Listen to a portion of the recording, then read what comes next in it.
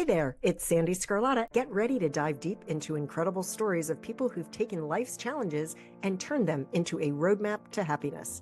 On this show, we're not just talking about overcoming obstacles, we're uncovering the real, gritty secrets to living a life filled with peace, joy, and genuine happiness. This is Happiness Solved, so let's get started because happiness is a choice, and the choice is yours. Ani Papazyan, I think I said that right. I don't know. We went over the spelling, how to pronounce your name, and my audience knows I'm not the best one for pronouncing things correctly, so my apologies. How you doing today? I'm doing fantastic, and you did just fine. You did much better than most people do, so thank you. Well, I just don't worry about it that much because Sgarlata is mispronounced all the time, and you just kind of have to be like, well, we do the best we can, right? Exactly. All right. So for the audience, this is going to be a great conversation today because Ani is a pain resolution specialist, best-selling author and speaker, and she draws on 3 decades of expertise to empower individuals in taking control of their health and living pain-free. Huge for so many people. Yeah. So tell us a little bit about yourself and how you got into this type of work. Because I imagine there's some sort of backstory here. Well, honestly, you would think, or your audience would think the backstory would be I had pain, I was dealing with it, I was frustrated, and then somehow I found the solution, and that drove me to specialize in pain relief. That's not the case with me. I was a former professional athlete, played volleyball for Armenian national team. I finished college back home in Armenia. And then when my family, we moved here, I studied medical massage in college. So when I reinstated my kinesiology degree in the US, of course, I come from a family of academics, but my parents were engineers. Education was like everything for us. And so I wanted to continue to get my master's until I found out I had to deal with cadavers. And that was the end of my getting my master's, either becoming physical therapist or a chiropractor, because that wasn't going to happen. So since I don't think I could do that either. Oh my God. I don't even go to funerals. I'm terrified of dead bodies. Yeah, it's a tough one. So, yeah. Since I studied medical massage in college, I thought, okay, as long as there's no cadavers in massage school, I'm going to go to massage school. But my passion was pain relief because it's just fun for me. It's literally, I love trying to figure out where your pain is coming from, what can I do, how fast we can get rid of it and maintain it. It's not about let's cover up your symptoms, but how can we for good get rid of that pain? And what can I teach you the techniques to maintain that? Yeah. And I love it so you much. Love it. Now are you still on tour right now? Well, we just finished the US leg. Yeah, because I didn't mention excited. that. So tell the audience what you just finished up doing. So exciting. Yes, I'm home for about a few weeks. I was fortunate enough a second time to travel with Janet Jackson, do her tour. First time I did in 1998-99, her Velvet Rope World Tour. And then I got called back and I was like, I'm ready, packing my bags. So we just finished the US leg. We have a little break. And then in September, we head to Europe. And I'm just so fortunate. I love working with her. She's amazing. And the dancers are fantastic.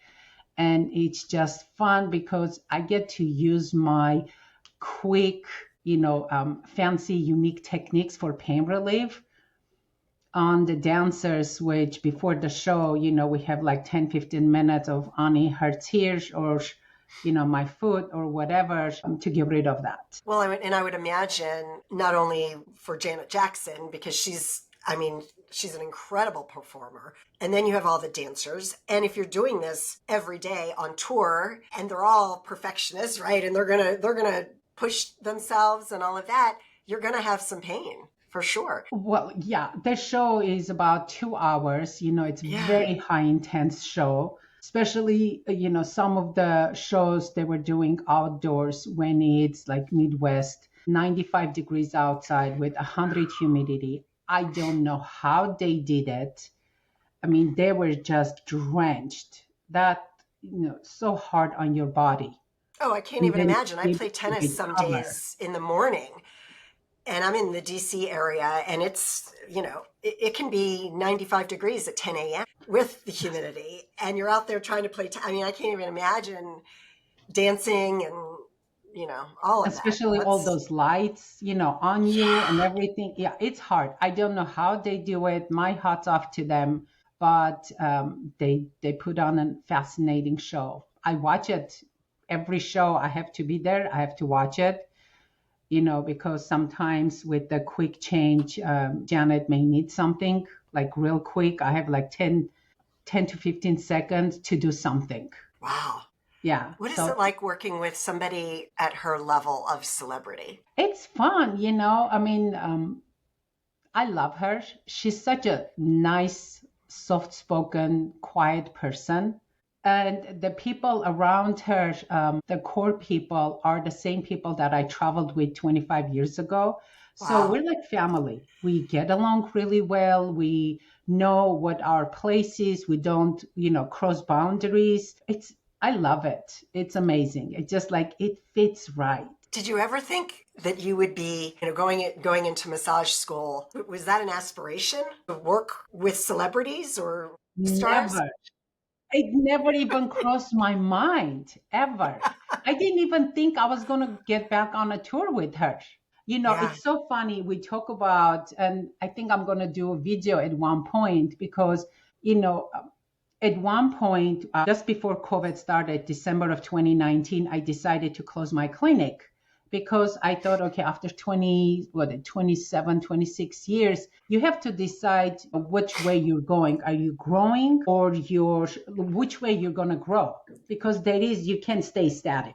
Right. For me was I didn't want to bring in more therapists. I didn't want to get larger space. I actually closed my clinic because I still love working with the clients one-on-one, but I want to focus more on public speaking, teaching, traveling. So my ultimate goal was travel, do what I love, and make money. I did not think of that's going to be me getting back on tour with Janet. Yeah. It was just like so cool. I just put it out to universe. Yeah.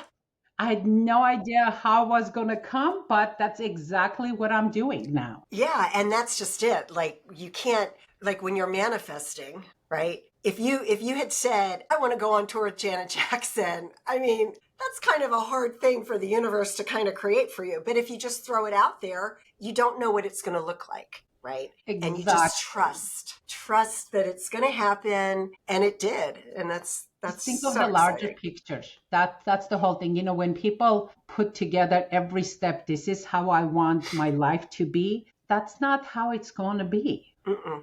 No. Isn't there a saying? I'm not a religious person, but I thought there was a saying when it says, "Tell God your plan." How to There make is, God laugh, tell them your plans. yes, that's it. That's it. It's like, it's funny. You just put it out to universe and see what comes. Yeah, because life happens when we're busy making other plans, and that's the good, the bad, the indifferent. Like, it just happens. There's so Exactly. much out of our control. And being flexible, I think that's part of it. Especially talk about flexibility, being on a tour when you're, on a tour bus, maybe sometimes 10 hours, 14 hours. And then you get to a hotel, you have maybe 2, 3 hours to rest. And then you're going to the venue show, and then you're hopping on a bus. Things happen. You just have to be flexible. You can't just say, this is my schedule. There is no schedule. Yeah, yeah. So I just mentioned how there's so much that we don't have control over in our life. However, you are the founder of Last Stop for Pain. So folks, if you're having pain, that is something that you can control, right? So tell us Absolutely. about that. Yeah. So, a lot of times, one of the things I truly get upset when I get clients and they say, well, that's just, my doctor said that's normal for your age, that pain. Because, once you get into our 40s, 50s, things happen. We don't function as we did in our No, 20s. you can bend over and tie your shoes and throw your back out. Seriously, I sneezed and I broke a rib from sneezing. I know, it's sad. Just the other day, I was laying in bed, and I like reached back to grab something and I pulled something and I was like, oh my God. And I just started cracking up because I'm like, I'm literally laying in bed and I reach back and that's how, as you get older, and I'm pushing 60 now. So it's like every day I'm like, okay, what's next? Right. It's so funny, Anna, too, we're making fun because the core people that I was with, we all were in our 20s. And now we're all in our 50s. And we make fun of it's like, this is the AARP crew. Yeah. I almost got a sign and put it on our bus, the AARP bus. That's so funny. When the people, have these chronic pains, they think that's their new way of life. And that really gets me annoyed because given the right circumstances, the body will heal itself. Yes. It may take longer when you're in your 50s or 60s, but just give the opportunity. Unfortunately, as you know, we are the society that we want everything yesterday. And sometimes I have to tell my client, I'm not Amazon. I cannot deliver overnight. It's a process.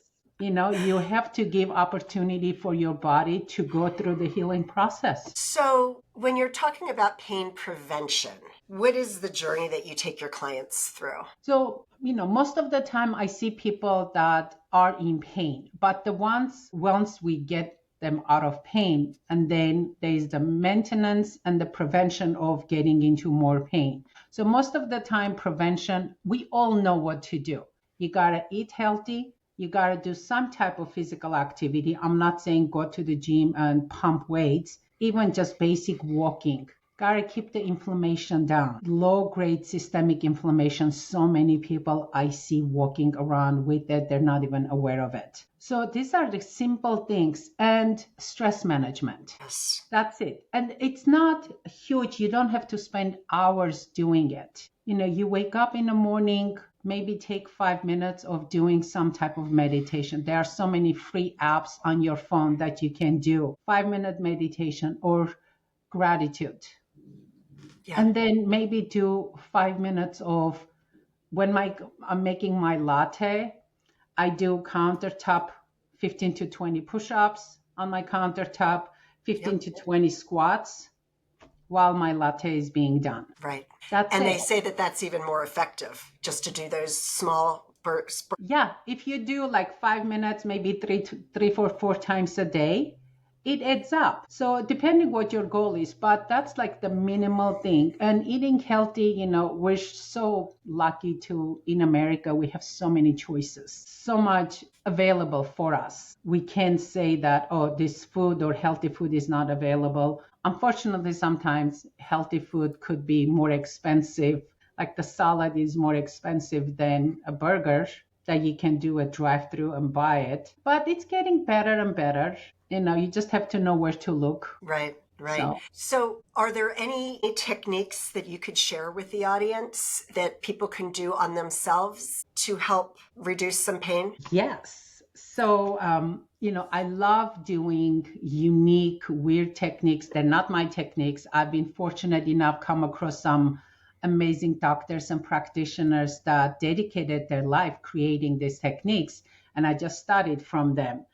But one of the things that I do on, I would say over 90% of my clients that come to see me, doesn't matter what pain you come to see me for, I'm going to check your jaw, your tongue, because most of the time they're going to be tight. You may not even be aware of it. Just the other day, I had a client came to see me for lower back pain. His jaw was so tight. So I put gloves on, went inside the mouth, released it, the jaw, the tongue, went back, checked his lower back. It was so much better. And I haven't even done anything on his lower back just because of the TMJ and hips connection. So one technique and so many people, clench their jaw and grind their teeth. So this simple technique will actually help loosen up your chewing mastication muscles. All you have to do is you put your thumb right behind this jawbone mandible. If you cross it, you'll feel like a soft spot, right? Mm-hmm. Yeah. Okay, you put your thumb there. You're not pressing it hard, just a gentle pressure. Make sure to keep your head neutral. Don't tilt your head back. Now, all I need you to do is press tip of your tongue to the roof of your mouth. Mm-hmm. Do you feel how under your thumb becomes hard? You hold that for about 20 to 30 seconds. And what that does, it relaxes this here, your masseter, oh my God, I forgot, the chewing muscles, your temporalis and your masseter. Your masseter and your temporalis muscles. It relaxes. So just doing that, it helps relax this. And sometimes I have the client, and they can do it several times a day. I have a client who, whenever she gets stressed, right away she clenches her jaw and tightens her neck. So I'm going to give you a combination of another technique that your audience can do. Whenever you're in a stressful situation, do this technique. And it would help you, because when you get stressed, your neck kind of locks up. So as you feel like stress coming up, you do this. And as you're doing it, same time, turn your head, your dominant hand side. So if you're right-handed, you turn your head to the right as you're doing that technique. And hold that for about 20, 30 seconds. If you're left-handed, turn to the left. What that does, it breaks the pattern of neck locking up. So that client that I taught her, she said, Ani, since I've started doing that, my jaw does not get tight. Yeah, that's a really cool technique. Oh, that is, because that's stress can cause so many physical issues. Yes. That we don't even, and when you have compounded stress, right? When you're stressed for a period of time, it can just wreak havoc on your entire system. You don't even know you're stressed because you feel that's your norm. Right. And the stress, like you said, compounded stress can break down so many functions in your body, or it can just put itself to certain muscles, certain joints, certain organs. Like it happened many times in my 30 years that I'm massaging a client and all of a sudden I'm working in a tight area. They burst into tears. Yeah. That was an emotional release. There was something that stuck there and it just got released. First time it happened to me, I got scared because it was a male client in his 40s and he started crying, like bawling his eyes out loud. And I was like freaking out. I'm like, what do I do now? I was like, this was my first few years of being a massage therapist. I was like, what the heck is going on? What did I do? But it's an amazing release when that happens. So tell us about the last stop for pain.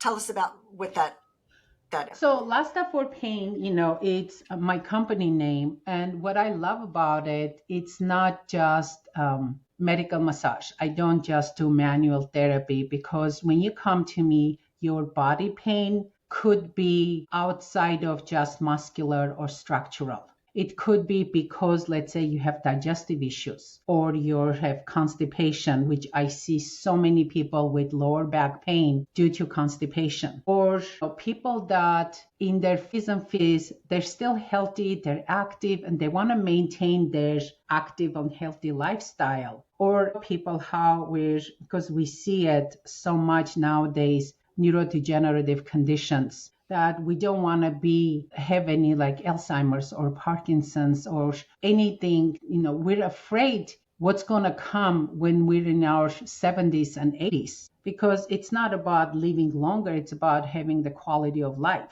So for those people, I incorporate functional nutrition and genetic testing and analysis. So when you see me, it's not just manual therapy. That's why I love my company's name, Last Stop for Pain, because your pain could be coming because, like I said, your digestive issues, or genetically, you may be prone to having more soft tissue injuries, like knee injury or Achilles tendon injury or systemic inflammation. Well, once we know that, we can take preventative steps to say, okay, let's say genetically, I'm prone to gaining weight very easy, which I am. Okay, so knowing that, what can we do so it doesn't get to that point? Right. Okay? Or if you're prone to, let's say one of my clients was that I didn't know he was taking blood pressure medication. And knowing it is genetic report, I asked him, I'm like, you're not taking any blood pressure medication, are you? He goes, I am.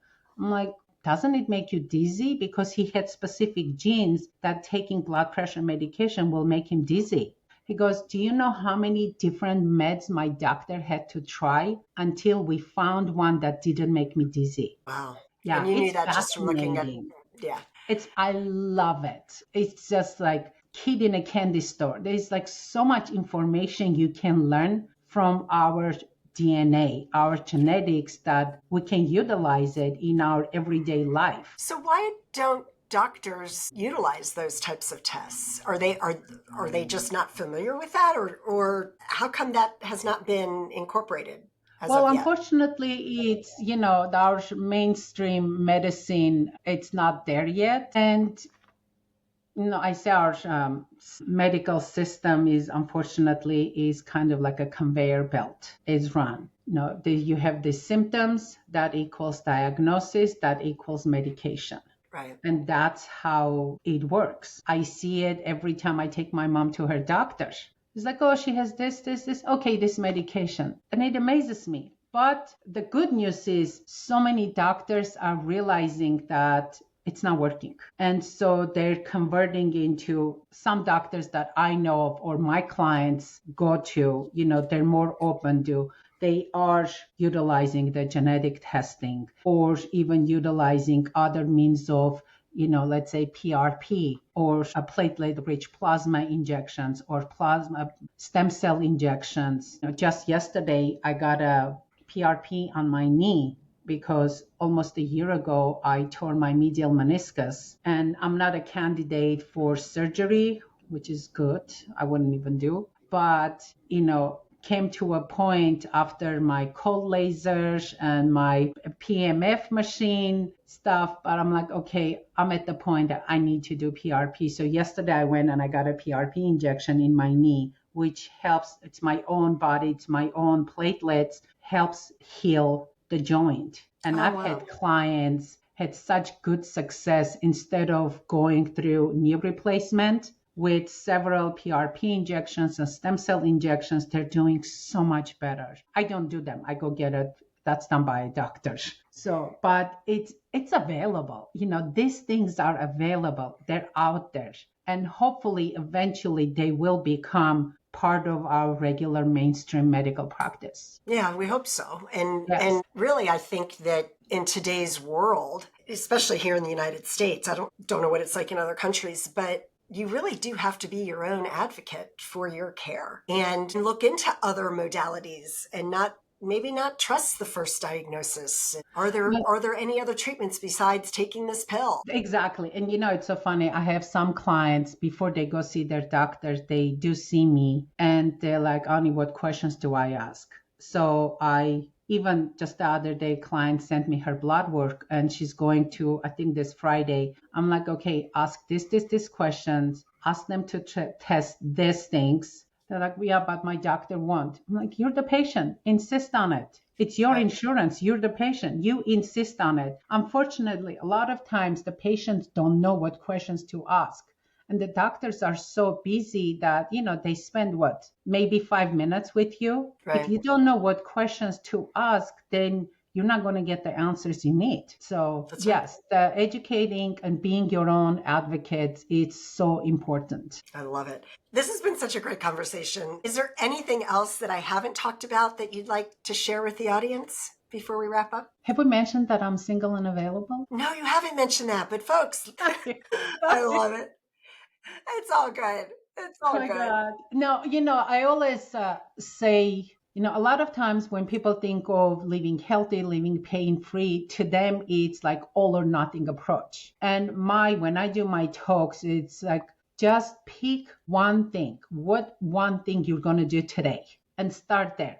Don't overwhelm yourself that, oh my God, I got to eat healthy and I got to eat, I got to exercise and I have to do this stress management thing and I don't have time to do all that. So I'll just start tomorrow or I'll start when I have the time. Forget that. Just pick one thing. The smallest change you can make in your life today. What's that one change is going to be for you?